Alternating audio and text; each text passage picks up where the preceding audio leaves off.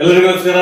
ನಾನು ನಿಮ್ಮ ಡಿ.ವಿ.ಜಿ. ವೈಸ್ ಕರಿಯಪ್ಪ. ಇವತ್ತು ಮಹಾರಾಷ್ಟ್ರದ ಸಿಎಂ ಯಾರಾಗಬೇಕಾಗಿತ್ತು, ಯಾರಾಗಿದ್ರು, ಈಗ ಯಾರಾಗ್ತಾರೆ ಅನ್ನೋದ್ರ ಬಗ್ಗೆ ಗಮನ ಕೊಡ್ತೀನಿ.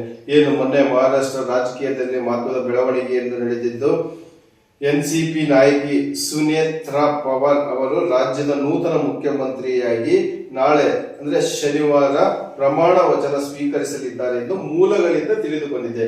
ಏನು ಅಜಿತ್ ಕುಮಾರ್ ಅವರು ಮಾಜಿ ಸಿಎಂ ಅವರಿದ್ರು, ಅಂದ್ರೆ ಅವರು ನಿಧಾನ ಆಗಿದ್ದಕ್ಕೆ ಈ ಒಂದು ಎನ್ಸಿಪಿ ಬಣದಲ್ಲಿ ಉಂಟಾಗಿರ್ತಕ್ಕಂಥ ನಾಯಕತ್ವದ ಜಾಗವನ್ನು ತುಂಬಲು ಸುನೇತ್ರಾ ಪವಾರ್ ಅವರಿಗೆ ಜವಾಬ್ದಾರಿ ನೀಡಲು ಪಕ್ಷದ ಹಿರಿಯ ನಾಯಕರು ಒಲವು ತೋರಿದ್ದಾರೆ ಎನ್ನಲಾಗಿದೆ. ಅದರಂತೆ ನಾಳೆ ಮುಂಬೈನಲ್ಲಿ ನಡೆಯಲಿರುವ ಶಾಸಕಾಂಗ ಸಭೆಯ ನಂತರ ಅಧಿಕೃತ ಘೋಷಣೆ ಹೊರಬೀಳುವ ನಿರೀಕ್ಷೆ ಇದೆ.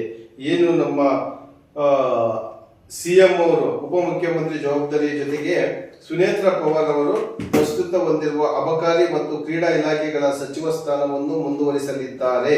ಮುಂಬರುವ ಬಜೆಟ್ ಅಧಿವೇಶನದಲ್ಲಿ ಹಿನ್ನೆಲೆ ಮುಖ್ಯಮಂತ್ರಿ ದೇವೇಂದ್ರ ಫಡ್ನವೀಸ್ ಅವರು ಹಣಕಾಸು ಖಾತೆಯನ್ನು ತಮ್ಮ ಬಳಿಯೇ ಇಟ್ಟುಕೊಳ್ಳಲು ನಿರ್ಧರಿಸಿದ್ದಾರೆ. ಫೆಬ್ರವರಿ 7ರಂದು ನಡೆಯಲಿರುವ ಪುಣೆ ಜಿಲ್ಲಾ ಪರಿಷತ್ ಚುನಾವಣೆಯ ದೃಷ್ಟಿಯಿಂದ ಪಕ್ಷವನ್ನು ಬಲಪಡಿಸಲು ಹಿರಿಯ ನಾಯಕರು ಸುನೇತ್ರಾ ಪವಾರ್ ಅವರನ್ನು ಹೆಸರನ್ನು ಪ್ರಸ್ತಾಪಿಸಿದ್ದಾರೆ ಎನ್ನಲಾಗಿದೆ. ಜನವರಿ 28ರಂದು ಬಾರಾಮತಿಯಲ್ಲಿ ನಡೆಯುವ ವಿಮಾನ ಅಪಘಾತದಲ್ಲಿ ಅಜಿತ್ ಪವಾರ್ ಅವರು ಮೃತಪಟ್ಟಿದ್ದರು. ಅವರ ಅಂತ್ಯಕ್ರಿಯೆ ಗುರುವಾರ 29 ಸಕಲ ಸರ್ಕಾರಿ ಗೌರವದೊಂದಿಗೆ ನೆರವೇರಿಸಲಾಯಿತು.